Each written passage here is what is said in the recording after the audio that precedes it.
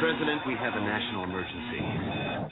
This is one of the things that we can shoot first and ask questions later. Normally you can't do that. All of a sudden these trees started moving out of the way. They parted for me. And then I came out into this opening, and there where I saw Jesus Christ.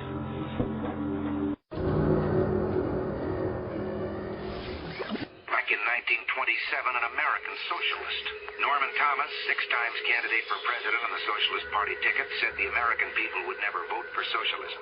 But he said under the name of liberalism, the American people will adopt every fragment of the socialist program.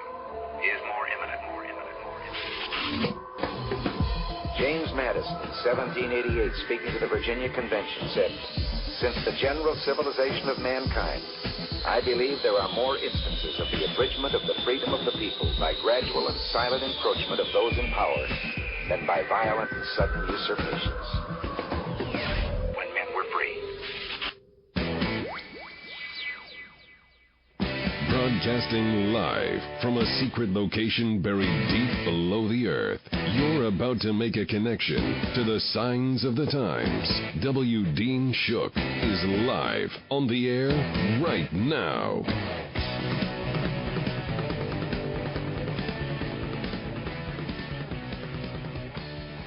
And welcome into End Time News. This is Alec Jones, and I've been proud and privileged to be able to sit in for Dean tonight because he's busy doing something else, and asked me if I'd be happy to fill in for him, and I said I would.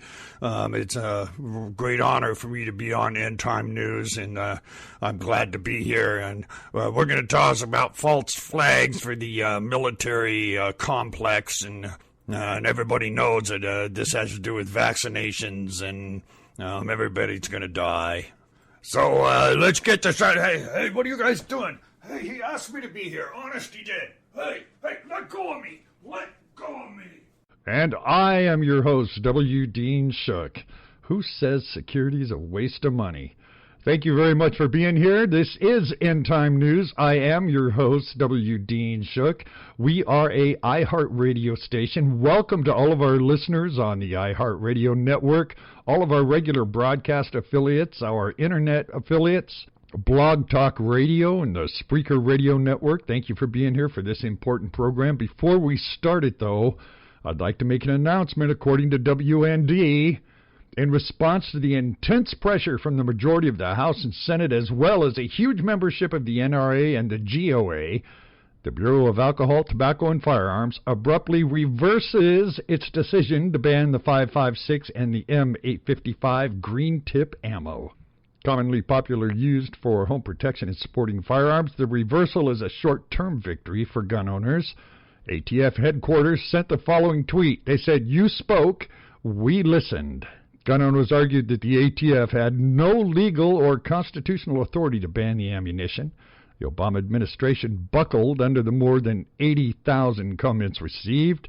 A majority in both the Senate and the House, 52 senators and 238 House members, joined concerned citizens in opposing Obama's administrative move. So congratulations. It's good to see somebody step up and actually make some changes. If we can keep this momentum going, we can bring this country back. All right, well, just like it was mentioned earlier, this is going to be a program about false flags. And this kind of came about over the weekend when I was reading stories about how we're arming the Syrians and we're training them.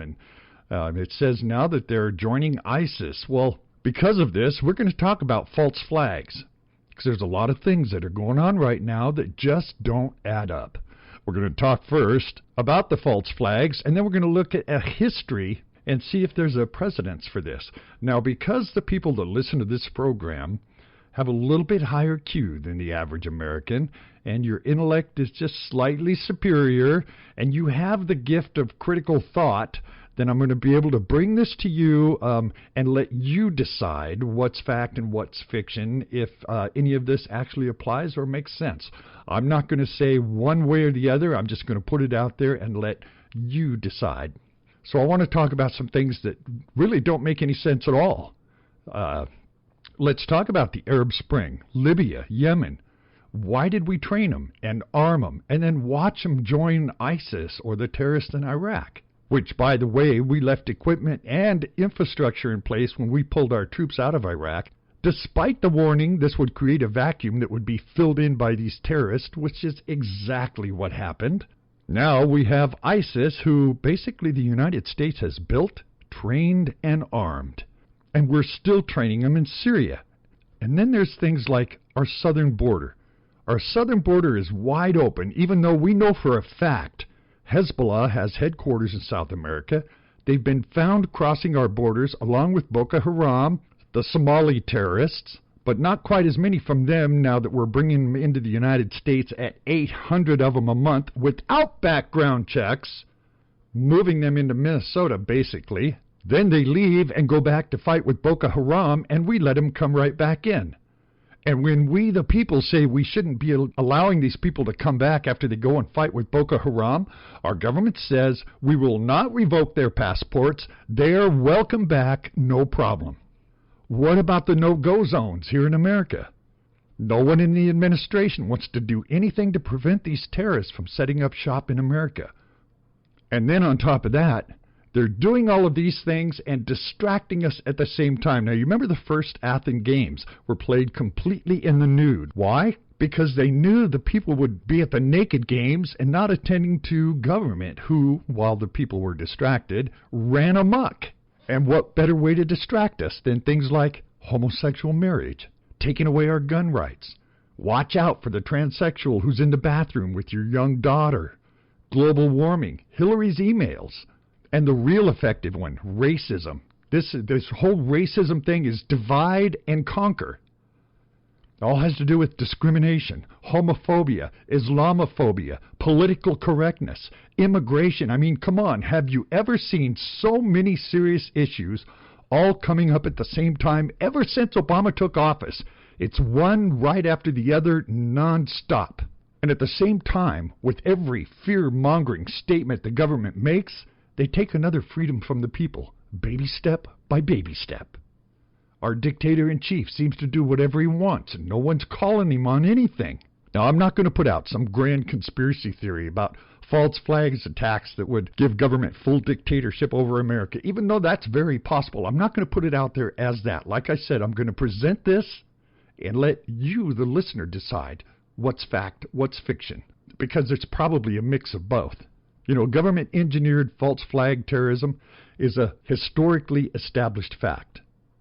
Political and financial elites have been sinking ships, setting buildings on fire, assassinating diplomats, overthrowing elected leaders, blowing people up, then blaming these disasters on scapegoats so they can induce fear in the public and transfer more power to themselves, and they've been doing this for hundreds, sometimes thousands of years. A little bit later in the program, we're going to look at the history of false flags and how they've been used in the past, because the MO seems to be the same. Now, there's skeptics who are going to argue that certain calamities have been proven beyond a reasonable doubt to be false flag events, but no one can argue that these tactics have been used by the establishment in the past. Governments have openly admitted to creating bloody and catalyzing tragedies under false pretenses. And it's vital for the public to question the legitimacy of every so-called terrorist attack or geopolitical incident. Otherwise, we may find ourselves duped into supporting wars and unconstitutional actions. So the current threat and most useful scapegoat, of course, now is ISIS. Now, if your source of information was the mainstream media alone, you might be inclined to believe that ISIS has materialized out of nowhere to become a menace so organized and effective it has eclipsed Al-Qaeda as this hot-button boogeyman. ISIS is a disturbing military group, that goes without saying. But this raises the question about the Arab Spring. Look what happened in Libya. The Libyan civil war erupts as quote-unquote rebels are aided by the CIA and multiple foreign governments. These are the same rebels who would ultimately be part of the Benghazi raid on the consulate. Syrian insurgents, along with trained operatives, have also shifted into Syria, turning general civil unrest, which is how it started, into outright war. The U.S. has been secretly arming and training ISIS extremists in Syria for years. As we train them and we arm them, they go join ISIS. It wasn't until the end of 2013, the beginning of 2014, that it began a more open campaign to provide this support, not just training, but also weapons and ammunition. Now, it was insurgent Sunni majority groups that were trained in Jordan, funded by Saudi Arabia, that's linked up with these Saudi-funded groups in Iraq. These are not separate groups acting alone. These are U.S.-backed organizations acting in concert into one single movement, ISIS. Beheading, burning prisoners alive in cages, hangings, mass executions, as well as other torture, has really become a calling card of the established Organization of Islamic Groups, ISIS. And despite all of this, Obama's still sending over $500 million in aid to Syrian rebels. Obama says the funds and arms only go to moderate, well-vetted insurgents. The truth is, there are no moderate insurgents in Syria or anywhere else.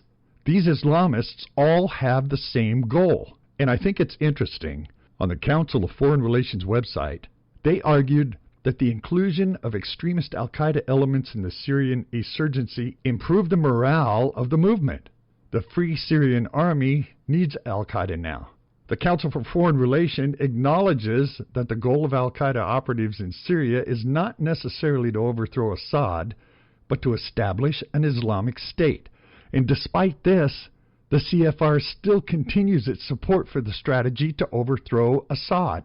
Now, globalist organizations, along with Obama and his crew, including Hillary Clinton, now argue that the existence of ISIS in Iraq and Syria, the same ISIS insurgency that they created, requires the U.S. to execute airstrikes and military intervention in the region, and, of course, to remain fair and balanced, the White House proposes to strike Syrian government targets as well in order to avoid strengthening Assad. Well, you remember the Syrian crisis at the end of last year and how the U.S. and Russia were on the verge of conflict over Obama's funding this insurgency? And now the plan is to utilize airstrikes against the same insurgents that we had originally planned to help with airstrikes? Does this make any sense at all? And on top of this, they seem to be preparing us for some sort of upcoming event between the government and the mainstream media who work in concert. Senator James Inhofe, the top Republican of the Senate Armed Services Committee, claims that ISIS members are rapidly developing a method of blowing up a major U.S. city. Rick Perry of Texas claims that ISIS agents may have already crossed into the U.S. from Mexico. Well, that's already a proven fact. In the meantime, senators on both sides of the aisle are warning the Obama administration that ISIS is the best-funded terror group in history. And then they come out and tell us how they're trying to make their money selling organs, harvesting organs out of the people they capture. Or you don't get this kind of money from that kind of stuff. These are funded by governments. Governments are the only ones that can afford to fund these people. And it looks like America is ripe for a large-scale false flag right here on American soil. Now, it may be a singular attack to a city or region or some smaller attacks that are executed in concert, and the media is overloading us on ISIS fear. They're trying to condition the public to believe that ISIS will be the cause of whatever is going to happen if something's going to happen. They're spreading a myth that they're all sophisticated, international super-terrorist conglomerate, a real-life Legion of Doom. Well, if Americans are conned into buying this myth, they may be fooled into abandoning their constitutional liberties and natural freedoms, and they'll do it in the face of a well-planned attack blamed on ISIS. And we may very well be in a day when the mere act of exposing these lies or standing against government overreach, you'll be called a terrorist, accused of treason. And if net neutrality with the FCC is able to censor content based on what they consider to be harmful to others, shows like this one may be long gone. They might just say this is too harmful to the American people, you can't be on the air. Well, let's look at some false flags from the past. All the way from Nero back to 9/11, Pearl Harbor, the Gulf of Tonkin, these are the all-time greatest hits of false flag operations. The most commonly known false flag operation consists of a government agency staging a terror attack, whereby an uninvolved entity gets blamed for the carnage, and at least 2 millennia have proven this. False flag operations have been used and successful.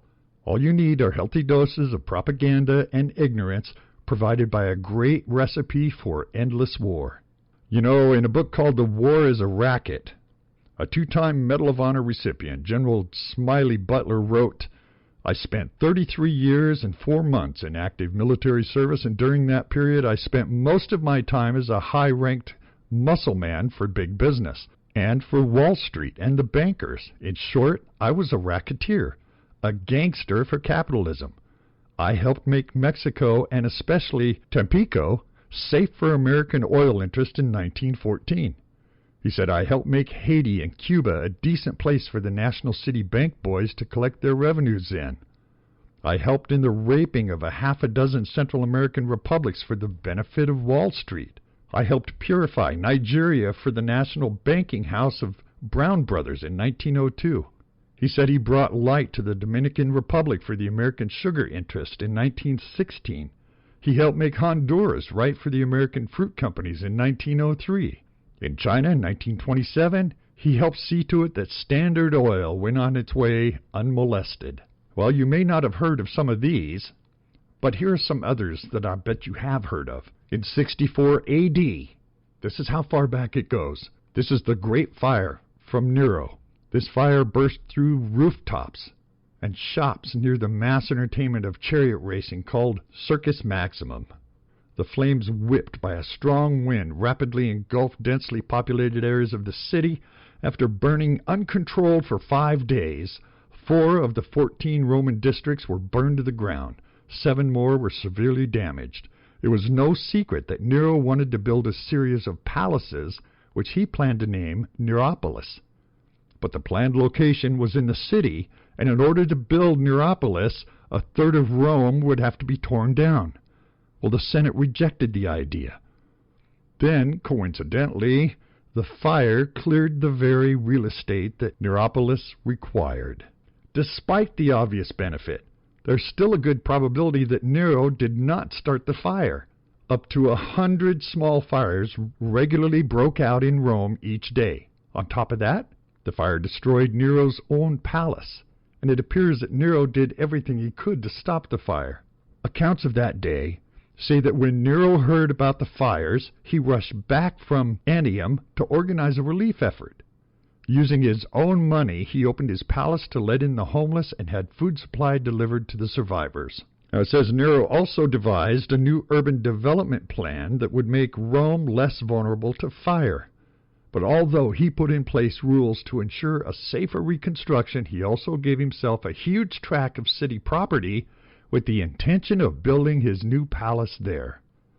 People knew of Nero's plan for Neropolis, and all of the efforts to help the city could not contradict the rampant rumors that he'd helped start the fires, and his poll numbers dropped. Nero's administration released the need to employ False Flag 101. When anything bad happens to you, even if it's accidental, point the finger at your enemy. Now, luckily, there was a new cult of religious nuts at hand. The cult was unpopular because its followers refused to worship the emperor. It denounced possessions, held secret meetings, and they were always talking about the destruction of Rome and the end of the world. Even more lucky for Nero, 2 of the cult's biggest leaders, Peter and Paul, were currently in town. Nero spread word that the Christians had started the Great Fire. The citizens of Rome bought his lies, hook, line, and sinker. Peter was crucified, Paul was beheaded, hundreds of others in the young cult were fed to the lions and smeared with tar and set on fire to become human street lamps. When something bad happens, blame your enemy. Well, how about, have you ever heard of Remember the Maine? To hell with Spain? Well, this was the Spanish emperor with the first truly global empire. Reached its territorial height in the late 1700s. By 1898, Spain was losing territories regularly. Cuba, too, was becoming increasingly hard to control, and a minor revolution had broke out. This wasn't welcome news to the people of the United States, who owned Cuban sugar, tobacco, and iron industry properties valued at over $50 million. In today's worth, that'd be about $1.2 billion. The mainstream media, then documented by newspaper magnates Joseph Pulitzer and William Randolph Hearst, exaggerated and outright fabricated stories of horrible conditions under Spanish rule, followed by the age-old maximum, if it bleeds, it leads. The newspaper published stories about Spanish death camps, Spanish cannibalism and inhumane torture. The newspaper sent reporters to Cuba. However, when they got there, they found a different story. Artist and correspondent Frederick Remington wrote back to Hearst, "There is no war. Request to be recalled." Hearst famously replied, "Please remain. You furnish the pictures, I'll furnish the war." And he did. His newspaper continually screaming how Spanish Cuba was going to hell in a handbasket. And he was convinced big business interests in the U.S. to put pressure on anti-war President William McKinley to protect their Cuban investments. Well, McKinley, in response, sent the USS Maine battleship to Havana Harbor as a calming show of force. 3 weeks after arriving, on the night of February 15, 1898, the USS Maine exploded, killing 266 men. There were 2 theories for the explosion. Some believe the explosion was caused by an external mine that detonated the ship's ammunition magazines. Others say it was caused by spontaneous coal bunker fire that reached the ammunition magazines. Currently, the evidence seemed to favor the external mine theory. Well, without wanting an investigation, America's mainstream media blamed the tragedy on Spain and beat the drums for war. By April, McKinley yielded to public pressure and signed a congressional resolution declaring war on Spain. To help pay for the Spanish-American War, Congress enacted a temporary tax of 3% on long-distance telephone bills. This was essentially a tax on the rich, as only about 1,300 Americans even had phones in 1898. Now, although the Spanish-American War ended in 1898, the temporary tax was only abolished in 2005. Over its lifetime, the 107-year-old tax generated almost $94 billion, more than 230 times the cost of the Spanish-American War. And the Spanish-American War put a large nail in the coffin of Spain's global empire. By the end of 1898, the United States, which was founded in opposition to imperialism, found itself in control not only of Cuba, but of the Philippines, Puerto Rico, Guam, and the Hawaiian Islands. Coincidence? Maybe, maybe not. And for you historians, what about the Manchurian incident? I've always been intrigued by this one. This is described as following 1929's economic drop through a convincing near obliteration of Wall Street. It hit Japan especially hard. Exports fell, unemployment rose. Japan, not being rich in natural resources, needed oil and coal to make power to run machines and produce goods to sell to other countries to make money to buy food to have enough energy. Manchuria, which is a province of China, had its fair share of oil and coal. After Japan decided it needed to invade Manchuria, they needed a pretext to justify the invasion. They chose to create a false flag attack on a railway close to Luciano Lake, a big flat area that had no military value to either the Japanese or the Chinese. The main reason the spot was chosen was for approximately 800 meters distance to Chinese troops stationed in Beiyang. The Japanese press labeled the no-name site of the latest Luciagru, which was Japanese for Luciano Bridge. There was no bridge there, but the name helped convince some of the sabotage was strategic Chinese attack. Seems that colonial officers offered the regiment to place a bomb beneath the tracks. The original bomb failed to detonate. A replacement had to be found. Then on September 18, 1931, the tracks were blown. Surprisingly, the explosion was minor. Only one side of the rail was damaged. The damage was so light that a train headed for Shenyang passed by only a few minutes later. But it was a good enough excuse to invade. The Japanese immediately charged the Chinese soldiers with the destruction, then invaded Manchuria. A puppet government known as Manchuria was installed.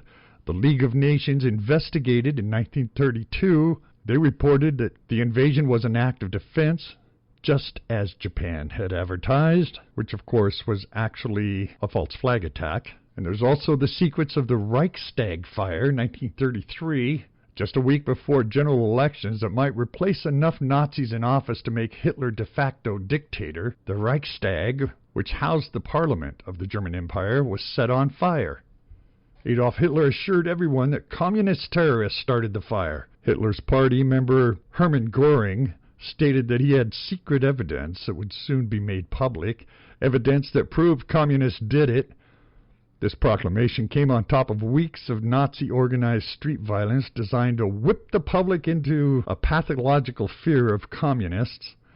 The next day, the Nazis convinced senile President von Hindenburg to sign the Reichstag decree. The decree, using defiance against terrorism as an excuse, suspended just about every major civil liberty set forth in the Weimar Constitution. Habeas corpus, the right to know why you're being put into jail, gone. Freedom of opinion, gone. Freedom of the press, gone. Freedom to organize and assemble, gone. The Reichstag decree even allowed the government to spy on its own citizens, personal mail and telephone conversations without a warrant. Sound familiar? Something most Americans today could hardly begin to fathom, right?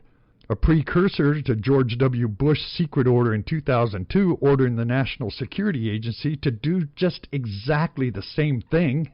So what about the fire? The only thing historians seem to agree on is that Marianus van der Lubbe, a former Dutch communist and mentally disturbed arsonist hungry for fame, was found inside this building. Despite the Nazi attempt to blame the fire on a group of communists, the communists were later acquitted by the Nazi government itself after years of extensive investigation. Most historians believe the Hitlerites themselves set the fire at the Reichstag, using van der Lubbe as their patsy. They knew a nut was going to try to burn down the building, and not only did they let him do it, but they may have befriended him, encouraged him, and even helped the blaze spread by scattering gasoline and incendiaries.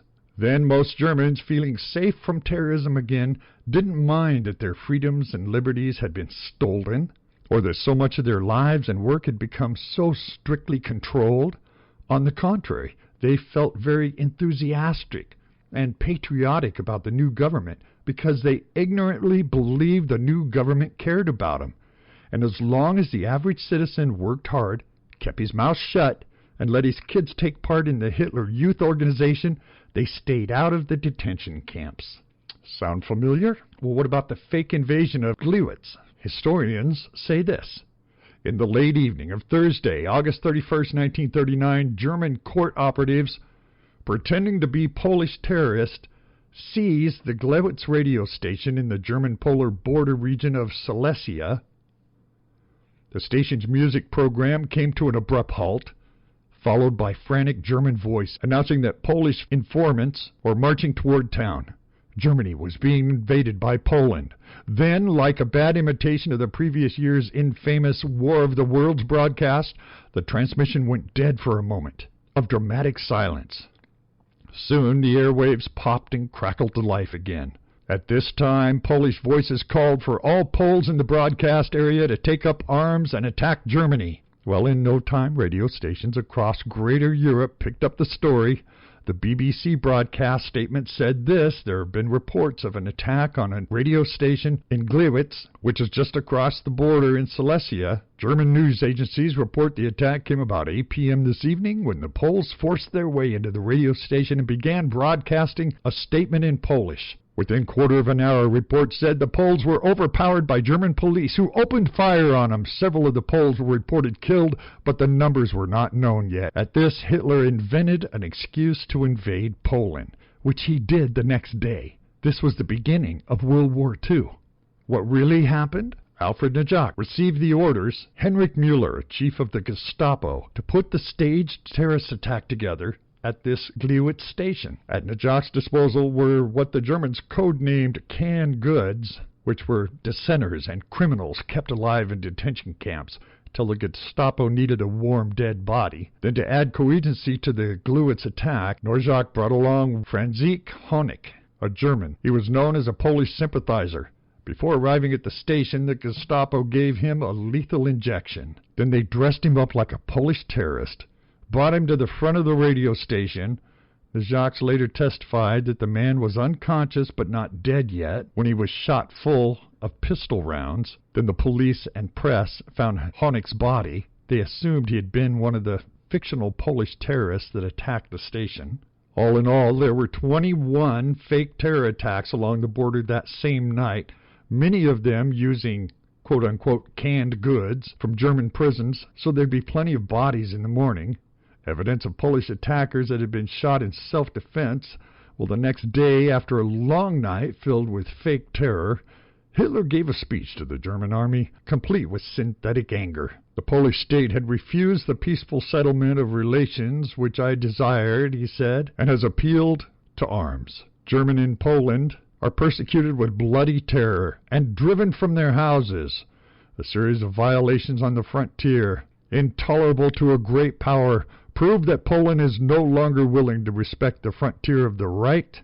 In order to put an end to this lunacy, I have no other choice than to meet force with force from now on.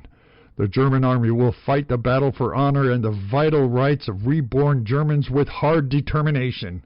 I expect that every soldier, mindful of the great tradition of eternal German soldiery, will remain conscious that he is a representative of the National Socialist Greater German Army.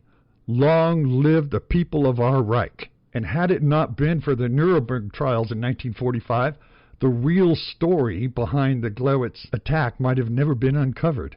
It was there that the operation leader, Alfred Najaks, spilled the beans in a written affidavit where he admitted this whole thing. Now, what about Pearl Harbor? You know, there's been some talk about Pearl Harbor and what happened there. You know, we're going to start getting into some more current events now, from Pearl Harbor right up to 9/11. And we're going to talk about 9/11 at the end of the program, because 9/11 deserves both sides to be heard. There's actually an argument for both sides, things that don't add up on both sides. But we're going to start with Pearl Harbor right after this short break of what they're saying they knew and didn't know, who knew it, and when did they know it. And we're going to do that right after this short break. You're listening to End Time News.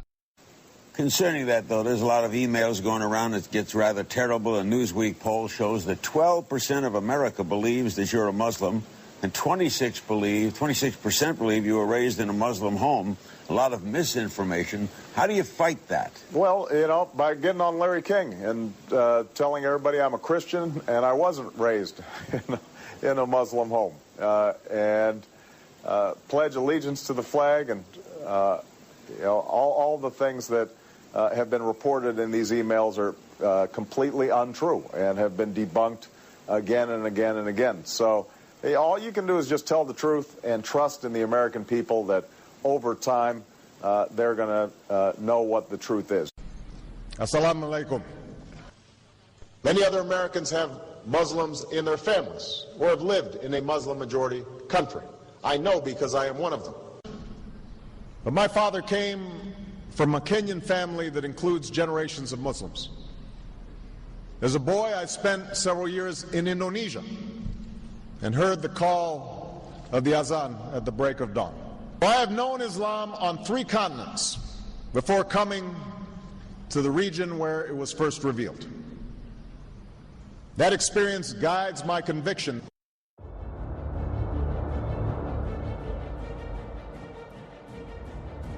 There is a sense in the world. There's a sense among believers. There's a sense among unbelievers. There's a sense among all peoples that things are unhinged. The Middle East is unhinged with uprisings, revolutions, and where's this heading?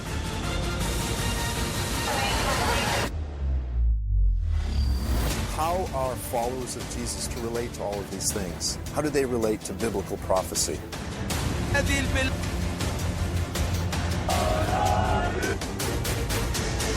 America is in spiritual, moral crisis. Values are changing, and so rapidly, I mean, that have not happened in the history of man. How are level-headed, responsible Christians to relate to the testimony of the biblical prophets and the unfolding of chaos throughout the world? Not just believers are wondering, is this a sign of the end?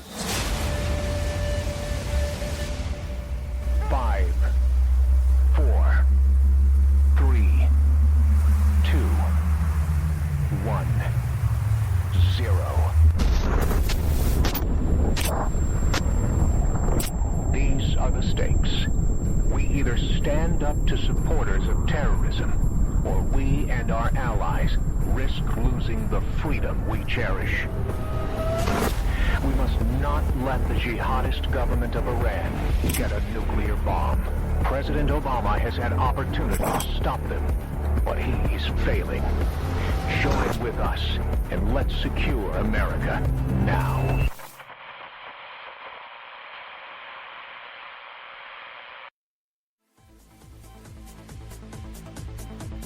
Hi folks, have you noticed the federal government and police departments are using drones for everything? Drones are expensive. They're hard to fly. It can take up to a week just to learn to make a drone hover. Not anymore. There's a new generation of drones that are not only affordable but very easy to fly. Now you can have your own personal drone, anything from a micro mini that'll fit in the palm of your hand, right up to a full-scale model, 10 inches in diameter like the model I have, the V949 Pro. Comes with a 6-axis 4-rotor blade and an HD 2.4 camera mounted on the bottom. These drones are made of a space-age polymer. They're durable, and don't worry about crashing your drone. Replacement blades for this drone from the website are only $1.80 for a pack of 4. That's right, I said $1.80 for a pack of 4 replacement blades. You can also get an extra long life battery. This battery allows you up to a half hour of flight time with a maximum speed of 40 miles an hour. Have your own personal drone, and you can get all of this for under $70. If you go to the website, wdeanshook.com, and click on the banner on the webpage, you can get from 7 to 22% off your personal drone. It's shipped as a kit. You can be up and flying your own personal drone with an HD camera within a half hour. Come to the webpage, wdeanshook.com. Click on that banner and get your discount today. wdeanshook.com.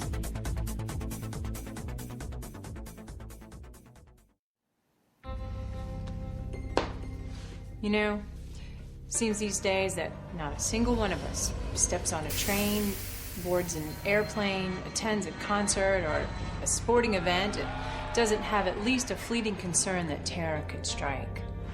The reality of the post-9/11 world is that we're at war, and we are a target. We all live with some level of uncertainty and fear. It's easy to lose sight of an issue that defines our generation, the need to stop terrorism in our time.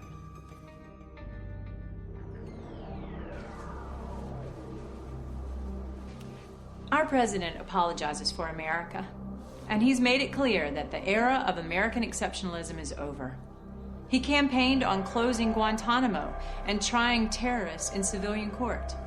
On his second day in office, he stopped enhanced interrogation and he closed down the black sites. You know, where we got the intel that ultimately led us to bin Laden. He has all but abandoned Israel despite the fact that Iran is the world's leading sponsor of terror, that openly calls for the annihilation of Israel. All while Iran develops a nuclear bomb that they recently announced could be delivered to U.S. targets via missiles developed during Obama's presidency, while he does nothing but talk.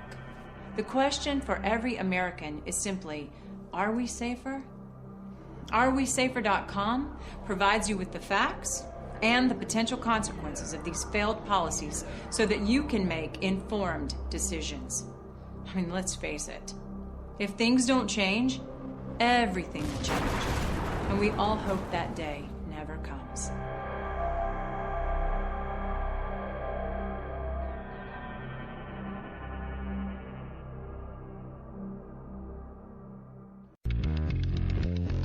GoDaddy offers everything you need to make a name for yourself on the web, from domain names and website builders to complete e-commerce solutions. We've earned our place as the world's #1 accredited domain registrar by delivering world-class products at competitive prices and support them with industry-best services delivered 24/7, 365. We're proud to serve our customers from locations around the world. Sign up now at wdeanshook.com and get your domain name as low as $5.99 a year. Sign up now at wdeanshook.com. Go, Daddy. Go, Daddy.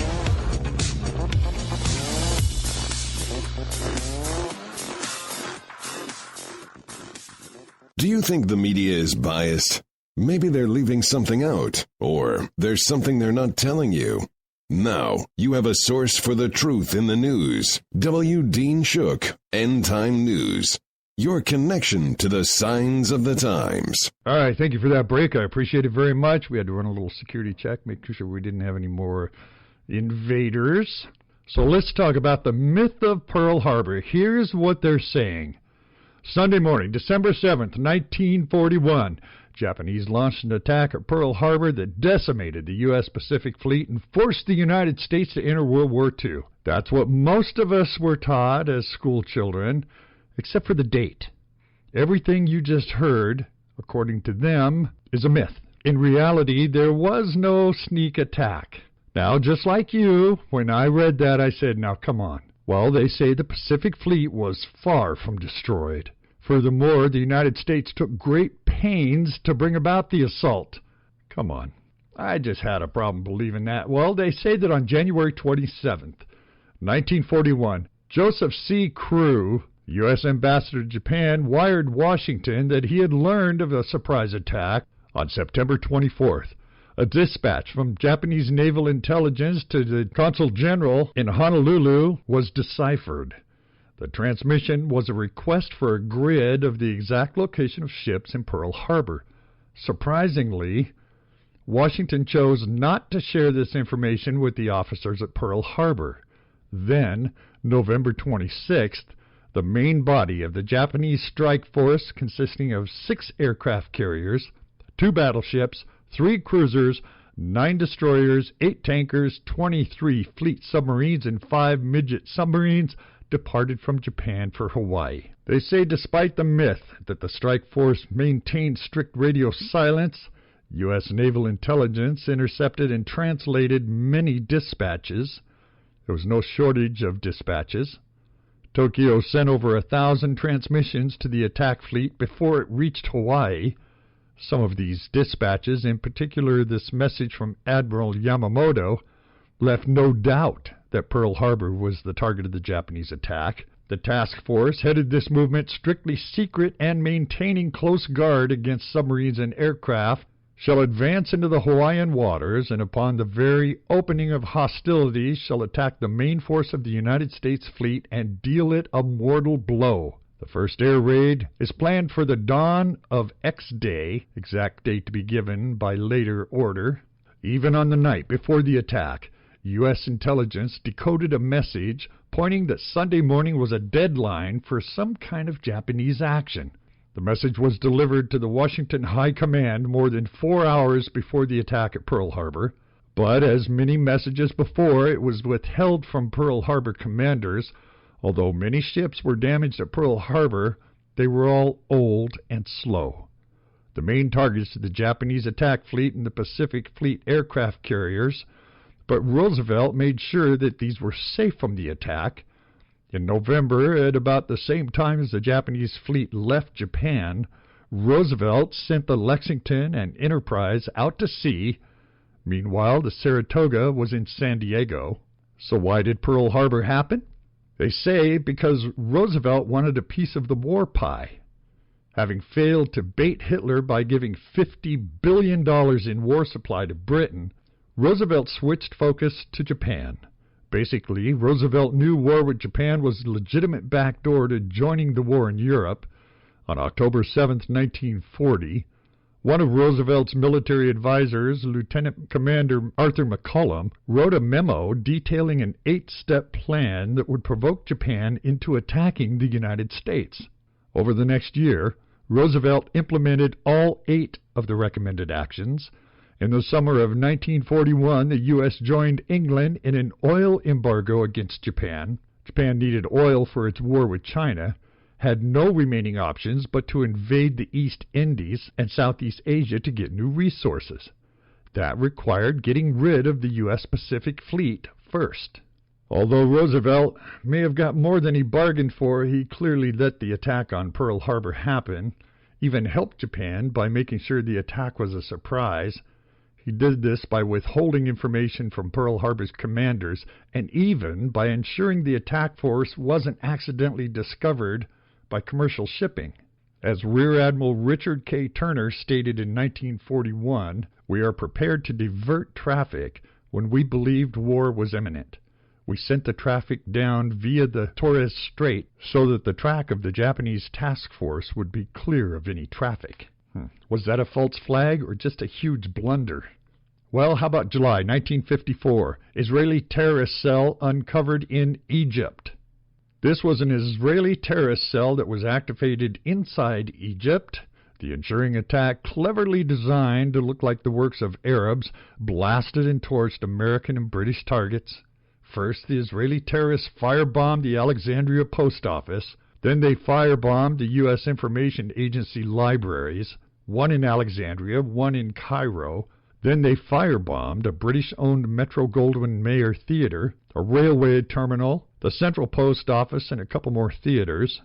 To smuggle their bombs inside the buildings, the terrorists used devices shaped like books, hiding them inside book covers. Once inside, bags filled with acid were placed on top of the nitroglycerin bombs. After several hours, the acid ate through the bags and ignited the nitroglycerin, causing explosions and a blazing inferno. In the early 1950s, the United States was making fast friends with Egypt, taking advantage of the new pan-Arab Egyptian government of Gamal Nasser. The warming relationship between the U.S. and Egypt caused a very insecure Israel to feel threatened. Nasser also planned to nationalize the Suez Canal, which had been controlled by the British for decades. Egypt had been known to blockade Israeli shipping through the canal, and Israel feared Nasser would make a blockade permanent. So after U.S. President Eisenhower began encouraging the British to leave the Suez Canal zone, Israel started looking for a way to make the British stay, and a way to remain best buddies with America. And what better way to treat your best friend than to stab them in the back and tell them their other friend did it? David Gurion, Israel's founding prime minister, thought that Egypt terrorist attacks against America would be a perfect way to cool the growing U.S.-Egyptian relationship. Since there were no Egyptians planning an attack against Americans, Gurion's protégés did the next best thing. They recruited Israeli agents to pretend to be Egyptian terrorists. The top-secret Israeli terrorist cell, Unit 131, had existed since 1948. In 1950, Israel's military intelligence was created, and Israel sent an undercover agent, Colonel Abraham Dar, to recruit more members to Unit 131. He also trained them in how to build bombs and terrify Americans and British civilians working and living in Egypt. Before the terrorist cell was activated, another Israeli agent named Avram Seinberg was sent to take control from... Before the terrorist cell was activated, Israeli agent named Avram Sandberg first went to Germany to establish an ally. He assumed the identity of Paul Frank, a former SS officer, complete with underground Nazi connections. By 1954, his new identity was in place, and he went to Egypt to take command of the Unit 131. Everything was going well for the Israeli terrorists. It seemed there was one thing the members of 131 didn't know. Their terrorist sleeper cell had itself been infiltrated by the Egyptian intelligence service. The new Unit 131 leader, Seinberg, had betrayed them to the Egyptians. So when Unit 131 member Philip Nathanson made his way to bomb the British-owned Rio Theater in Alexandria, not only was he being followed, the Egyptian intelligence service had a fire engine waiting to put out the flames. As Nathanson stood in the ticket line, his bad luck turned worse when one of the bombs in his pocket ignited and then exploded. Nathanson was burned but not killed. As nearby pedestrians shouted warnings and wondered if it was a suicide bomber, Egyptian policemen stepped in, calmed the crowd, identified Nathanson as one of the terrorists who had been blowing up American and British buildings. Nathanson was interrogated by Egypt's military intelligence and confessed to the whole plot, which led to more arrests. When the Israeli spies were given a public trial, all of the details of their terrorist training in Israel came to light. Former Israeli Prime Minister Gurion tried to frame their own defense ministers. They even offered forged documents as proof. The frame-up worked for a while, so much that the entire incident is still popularly known as the Lavon Affair. Lavon resigned, and Ben-Gurion came out of political retirement to replace him as Israel's defense minister. However, the truth did finally emerge in 1960. A review of the inquiry discovered the fake documents, as well as perjury by Sonnenberg. The committee of 7 cabinet members cleared Lavon. Although Ben-Gurion never admitted fault, he did resign his post as defense minister. And what about Operation Northwoods in 1962? The U.S. Joint Chief of Staff unanimously proposed a state-sponsored act of terrorism on American soil against American citizens. The head of every branch of the U.S. Armed Forces gave written approval to sink U.S. ships, shoot down hijacked American planes, and gun down and bomb civilians on the streets of Washington, D.C. and Miami. The idea was to blame the self-inflicted terrorism on Cuba's leader, Fidel Castro. This was so the American public would beg and scream for the Marines to storm Havana. The public learned about the Operation Northwoods 35 years later, when the top-secret document was declassified by JFK during an assassination records review board, among other things. Operation Northwoods proposed the following: faking the crash of an American passenger plane. The disaster was to be accomplished by faking a commercial flight from the U.S. to Jamaica, having the plane boarded at a public airport by CIA agents disguised as college students going on vacation. An empty remote control plane would follow the commercial flight as it left Florida. The commercial flight's pilot would radio for help, mention that they had been attacked by a Cuban fighter, then land in a secret Elgin Air Force Base. The empty remote control plane would then be blown out of the sky, and the public would be told all of the poor college students were killed. There was also using a possible NASA disaster, with John Glenn's death as a pretext to launch the war. The plan called for manufacturing various pieces of evidence which would prove electronic interface on the part of the Cubans if something went wrong with NASA's 3rd manned space launch. There was also one blowing up buildings in Washington and Miami. Cuban agents, undercover CIA agents, would be arrested, then would confess to the bombings. In addition, false documents proving Castro's involvement in the attack would be found and given to the press. There was another one planned, attacking an American military base in Guantanamo with CIA agents posing as Cuban mercenaries. This involved blowing up the ammunition depot and would obviously result in material damage and many dead American troops.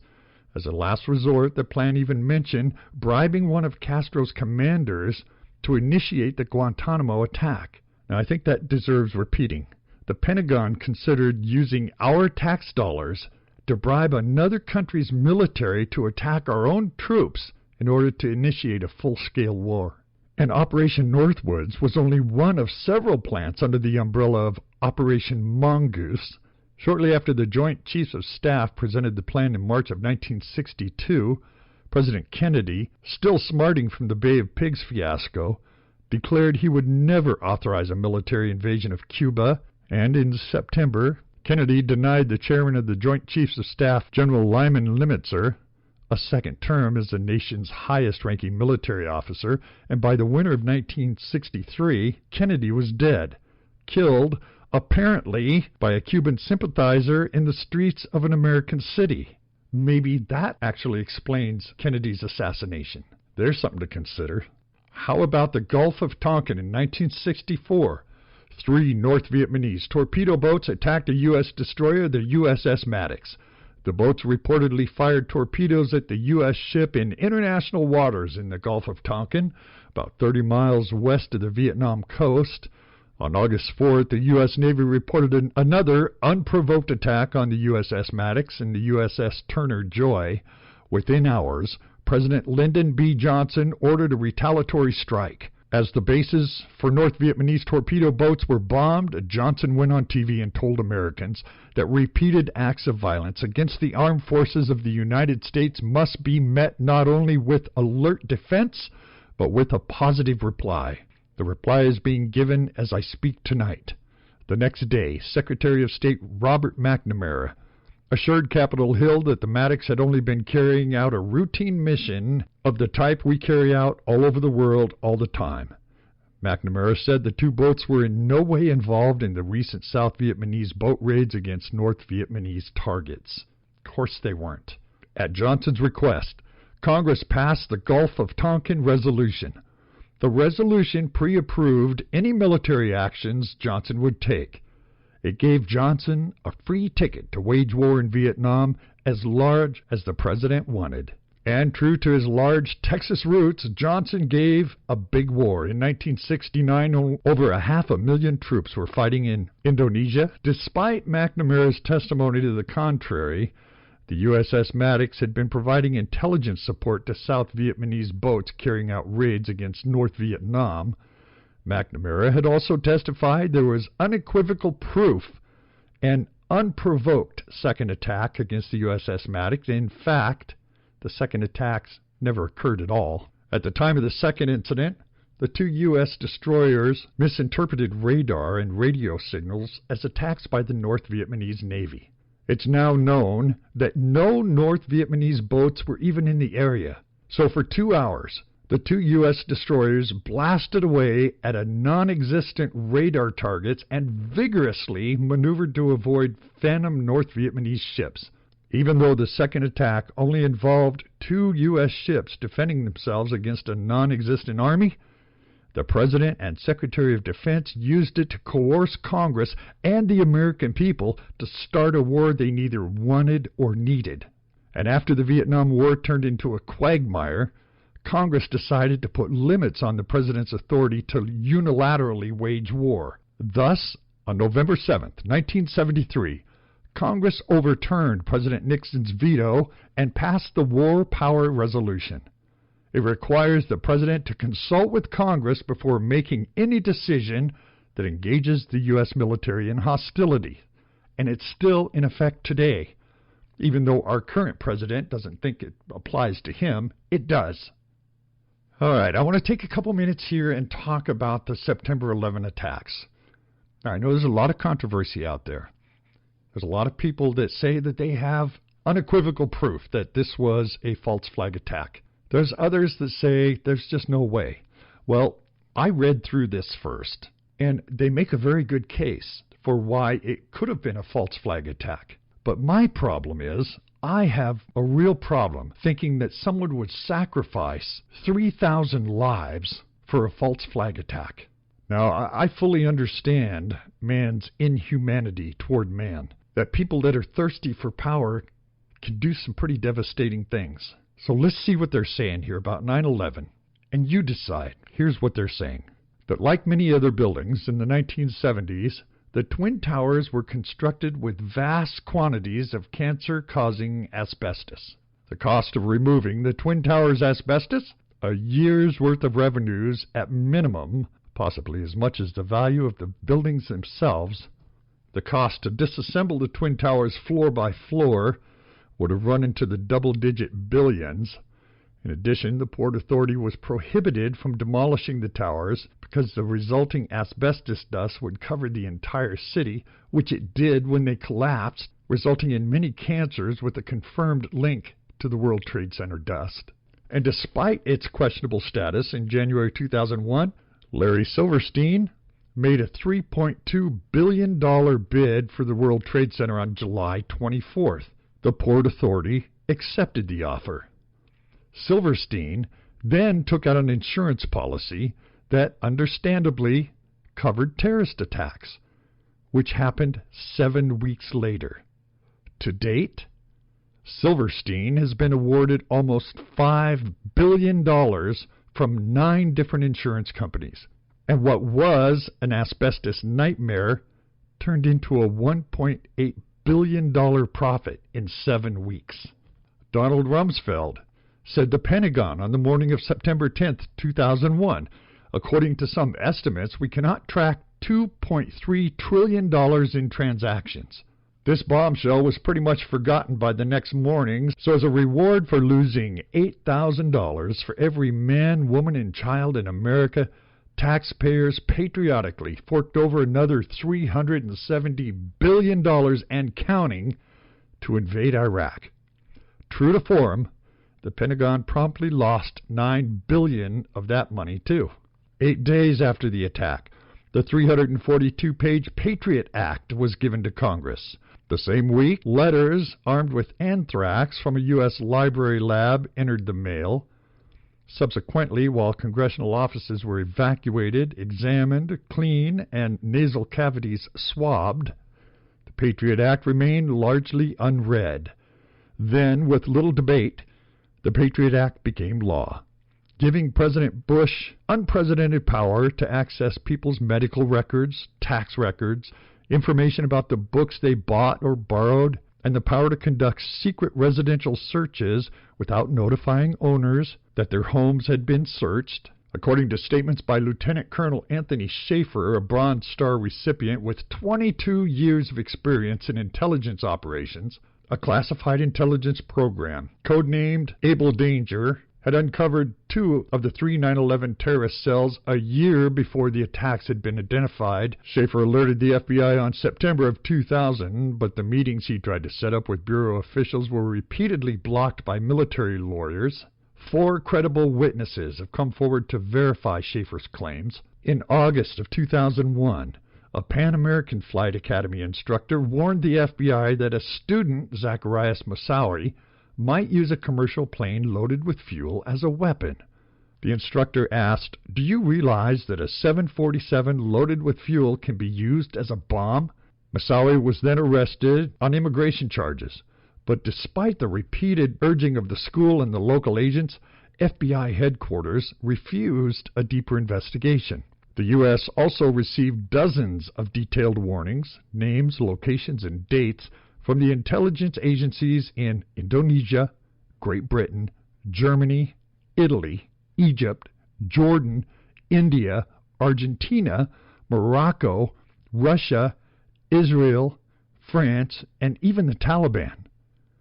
It would seem the entire world was onto the bungling Saudi hijackers of somewhat perplexed that the U.S. wasn't taking preventative actions.